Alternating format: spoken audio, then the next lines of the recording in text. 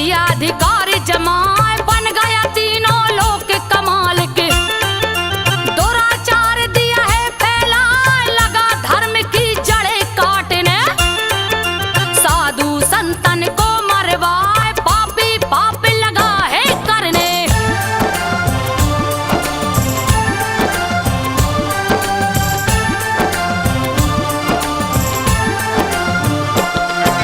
पापी पाप लगा है करने, यज्ञ हवन दियो है रुकवाए। हाँ, मंदिर तोड़वाया, राक्षस राज को रहा चला, डर के मारे सभी देवता।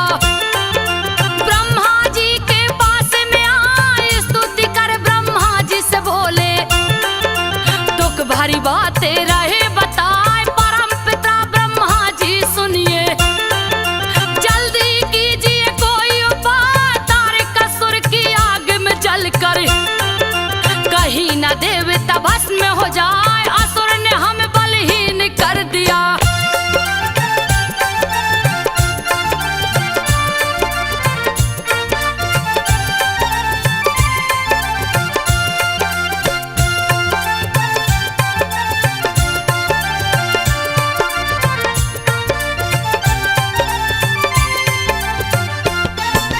असुर ने हमें बलहीन कर दिया, निर्बल करके रहा सताए। विष्णु के चक्र पे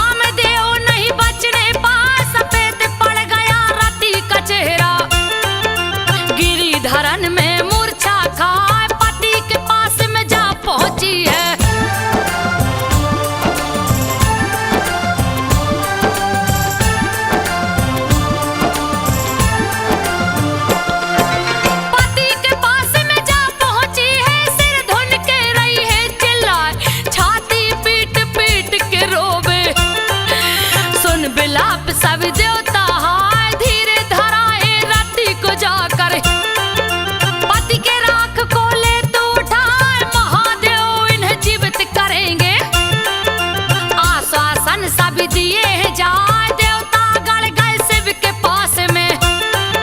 सारी घटना दिए बताए, कामदेव की नहीं है गलती। समाधि जग की हितार्थ तोड़ाए, रति के शोक को दूर कीजिए।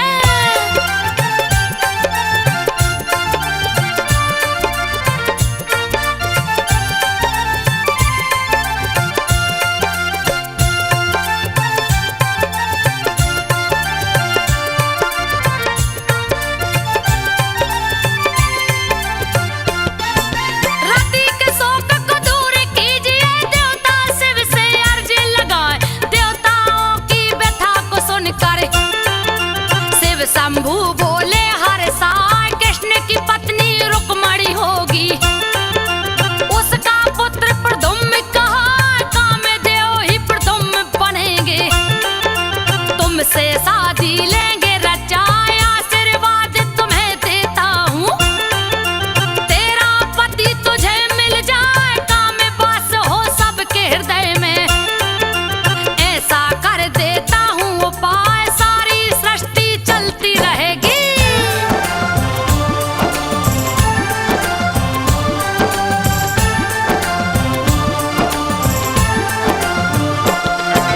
सारी सृष्टि चलती रहेगी, सभी देव निज भवन को जाए। शिव के नेत्र से निकली अग्नि, लिया भयंकर रूप बनाए। ब्रह्मा जी उसे आकर रोके, ज्वाला को दिए राख बना। समुद्र देव के पास में जाकर जल के बीच प्रविष्ट कराए। शंकर जी अदृश्य हो गए, पता कहीं नहीं है चल पाए। पार्वती जी दुखित हो गई, शिव जी कहीं नजर नहीं आए। इसी बीच नारद आ पहुंचे,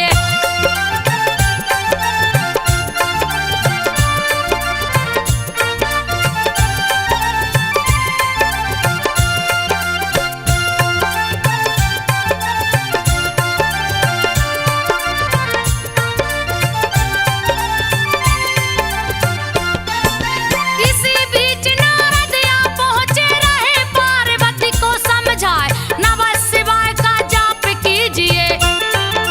तब शिव शंभु होंगे सहाय, हिमालय के शिखर पे जाकर उमा ने आसन दिया लगाए। बहुत ही दुष्कर किया तपस्या, जैसा न कोई दूजा कर पाए। अग्नि बीच आसन को लगा कर जपती रही वो नमः शिवाय। 60,000 वर्ष की तपस्या, तीनों लोक को दिया हिलाए। देख तपस्या ब्रह्मा विष्णु,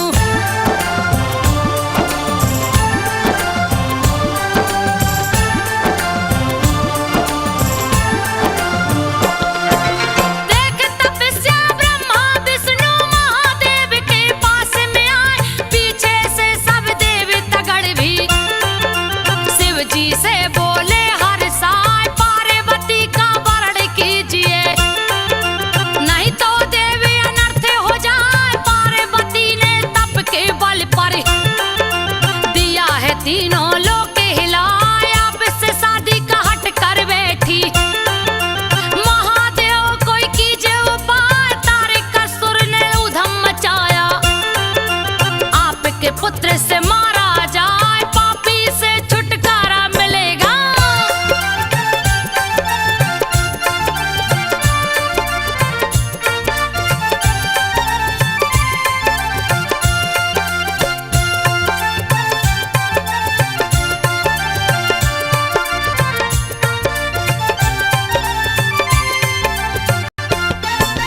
पापी से छुटकारा मिलेगा, यदि आप प्रभु शादी रचाएं। देवताओं की वाणी सुनकर शिव शंभु बोले हर साय, विवाह की इच्छा मेरी नहीं है, फिर भी शादी लूंगा रचाए। उसका कष्ट मैं देख न सकता, जो भी मेरे शरण में आए। आप लोग निज ग्रह को जाओ, रचता हूँ मैं कोई उपाय। देवता लोग निज धाम को आए, शिव दिए मौन समाधि लगाए। पार्वती की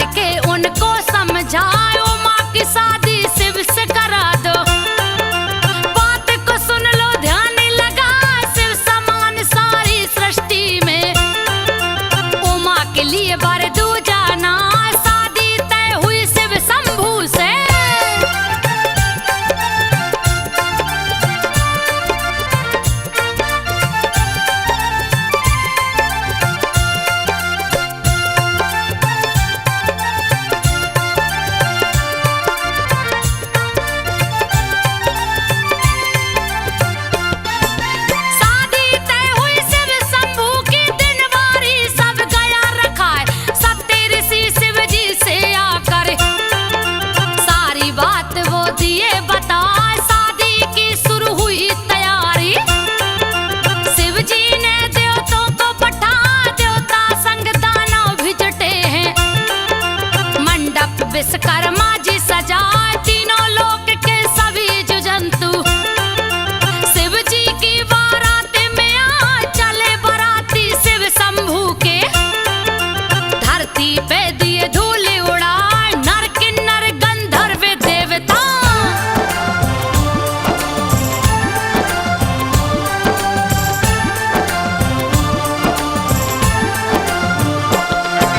नर किन्नर गंधर्व देवता असुर सर्प बिच्छू मुस्काए, रास्ते में सब झूमे नाचे। बस हवेल भी ऊधम मचाए, वृद्ध बराती चले शंभू के। जिनकी गिनती की नहीं जाए, जा पहुंचे हिमवान की नंगरी। देख के सारे लोग चिन्हाए, ऐसी बारात कभी नहीं देखी।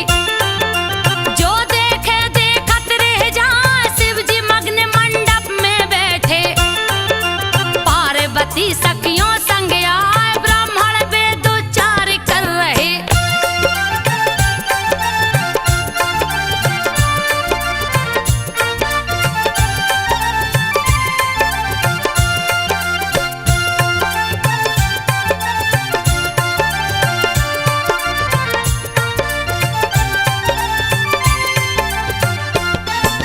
ब्राह्मण वेदोच्चार कर रहे, सखियां मंगल गीत सुनाए। सात फेरे लिए पार्वती संग, देखत मन विस्मय हो जाए। शादी हो गई शिव शंभू की, दोनों गए कैलाश पे आ। कार्तिक जन्म लिए गंगा से, कार्तिक के गया नाम रखा। तारक असुर से क्षुब्ध देवता शंकर जी के पास में आ। शिव कुमार कार्तिक को लेकर अपनी सेना लिए सजाए, ब्रह्मा विष्णु सहित इंद्र भी।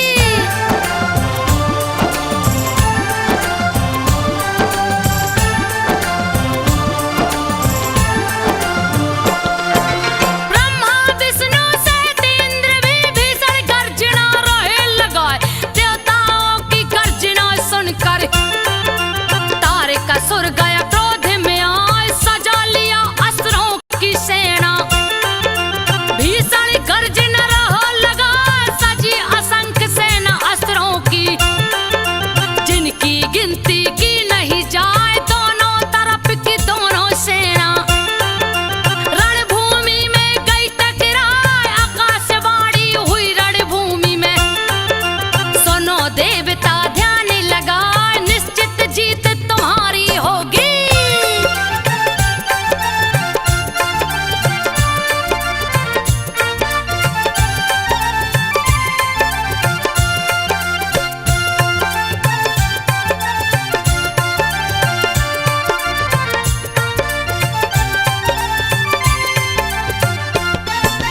निश्चित जीत तुम्हारी होगी। लड़ो समर में सन्मुख जाए, रणभेरी बजी युद्ध क्षेत्र में।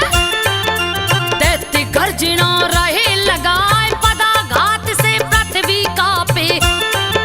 रहा कोलाहल भारी सुनाए, महाबलशाली चला युद्ध में। देवताओं के गया सन्मुख आए, गरज के युद्ध में तरका बोला। रे इंद्र क्यों गया लुकाए, आज तुझे जिंदा नहीं छोड़ूं। तेरी जान न बचने पाए, वीरभद्र ने बात सुनी है।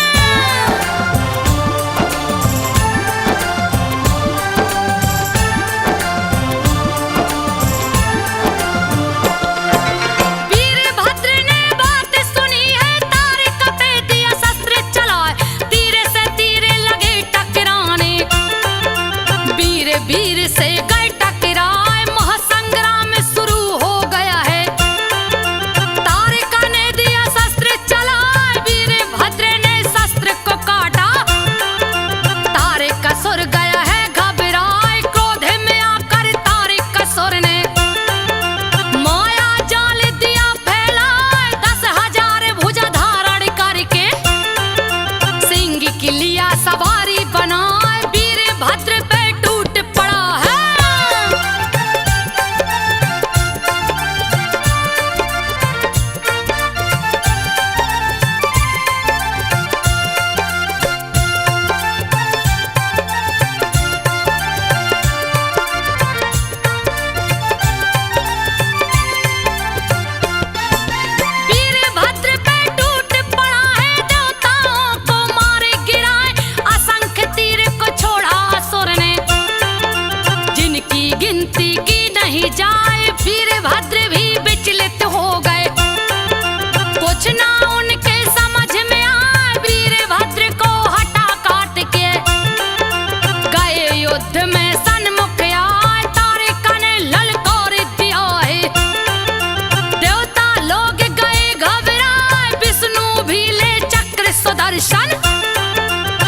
सुरमल तारे का पर किए जाए, रोमांचकारी युद्ध छिड़ गया।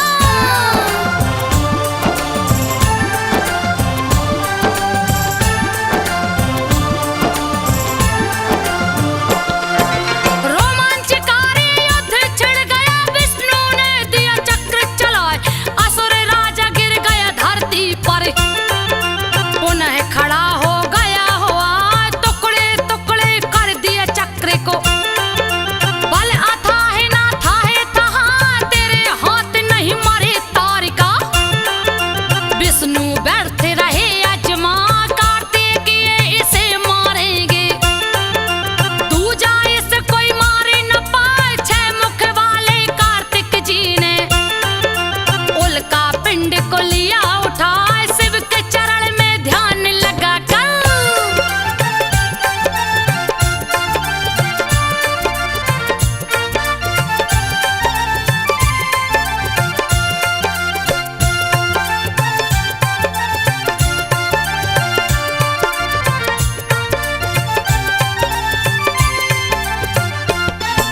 शिव के चरण में ध्यान लगा कर, तारिक असुर से गए टकराए, भीषण युद्ध शुरू हो गया है। कार्तिक ने दिए शस्त्र चलाए, जाकर लगा तारिक असुर को। गिर पड़ा धरती पर है हाय, अंत हो गया तारिक असुर का। सभी देवगण फूल बरसाए, एक भक्त सच्ची घटना है। आपके सन्मुख रही सुना, कैसे कृपा करते हैं भोले। भक्तों पर मैं रही बतलाए, प्राचीन काल में एक भक्त था।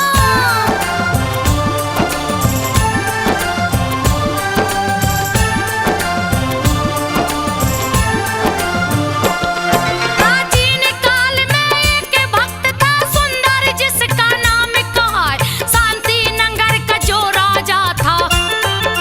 शिव भक्ति में दिन को बिताए, शिव जी का वरदानी पुत्र था। जिसकी भक्ति न वर्णी जान, इस दिन शिव का पूजन करता। सावन में भी जल को चढ़ाए, वैशाख में शादी भई उसकी। नई दुल्हनिया घर में आए, चार चांद लगे उसके घर में। सुंदर देख गया हर साल, अपनी पत्नी से बोला है।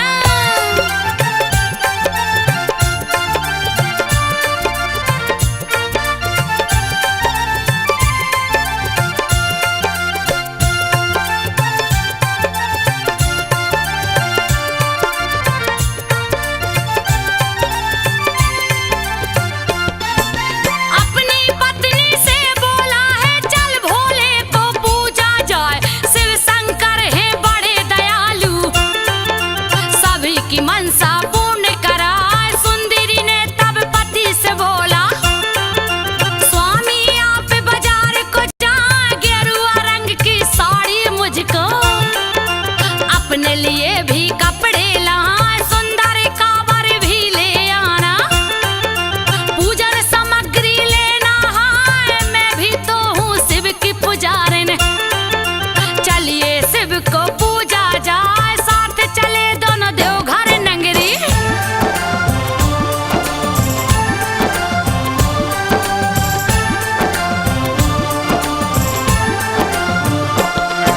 साथ चले दोनों देवघर नगरी, गए सुल्तानगंज नियर आए, दोनों गंगा घाट पे आए। घाट की शोभा न वर्णी जाए, उत्तर वाहिनी गंगा मैया। पल में पाप को देती मिटाए, अजगेवी का पूजन करके। गए गंगा के तट पे आए, गंगा तट पे सुंदरी बैठी। सुंदर गए गंगा में समा, लगा लहरों के बीच खेलने। तट पर से सुंदरी चिल्लाए, मत स्वामी अब आगे जाओ।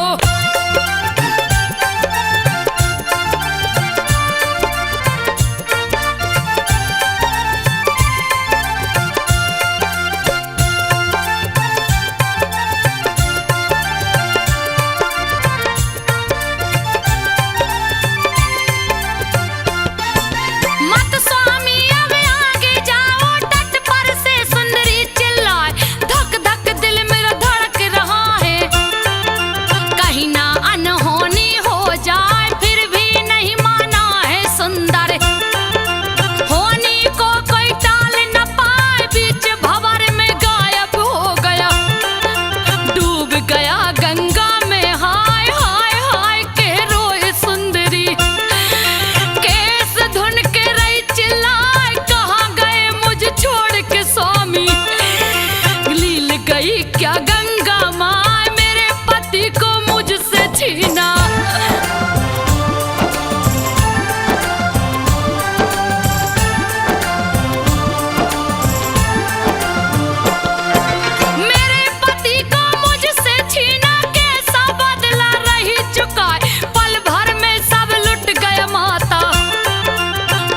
गई दुनिया मेरी हाय कैसी तू माहिर गंगा। तनक भी तुझको दया नया अपने तन को खुद भी पीते। पगली काली अभेस बना तोड़े डाली कांवर को अपने। नदी की धार में दिया बहाए कौन संभोल घर को जाऊंगी। कह कर दिया छलांग लगा बीच धार में लगी डूबने।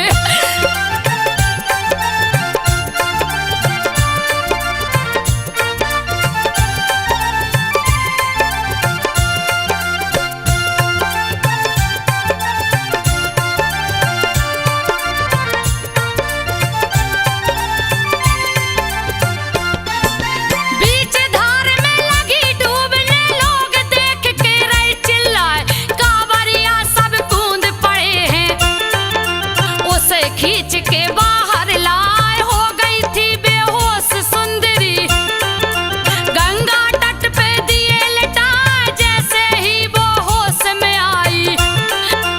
और जोर से रही चिल्लाए उसे देखने भीड़ टूट गई।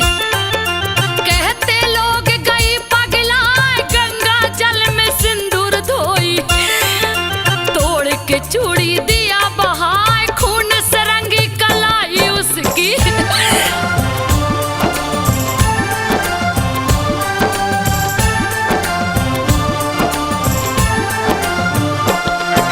खून से रंगी कलाई उसकी कोस रही गंगा को हाय। एले चूड़ी एले सिंदूर बिंदिया भी ले ले तू माँ। सब कुछ प्रवाहित किया गंगा में। विधवा काली अभेस बना चल पड़ी वो सुल्तानगंज से। राह में शिव को कोसत जाए कितनों के कावड़ तोड़ डाली। गंगा जल में दिया बहा जहाँ भी राह में वो चलती थी। पगली आई लोग चिल्लाए दूर हटो तोड़ेगी कावड़।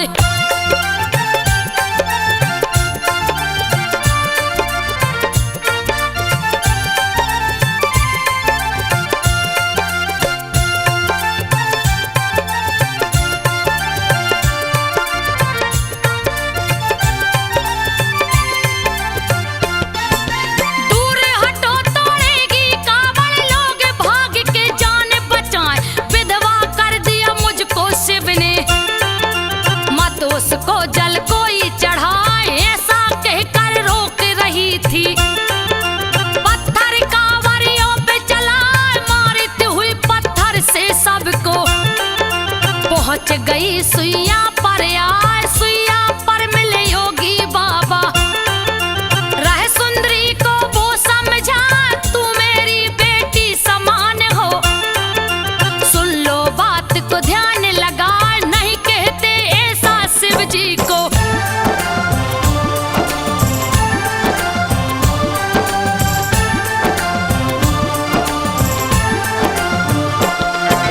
नहीं कहते ऐसा शिव जी को। गंगा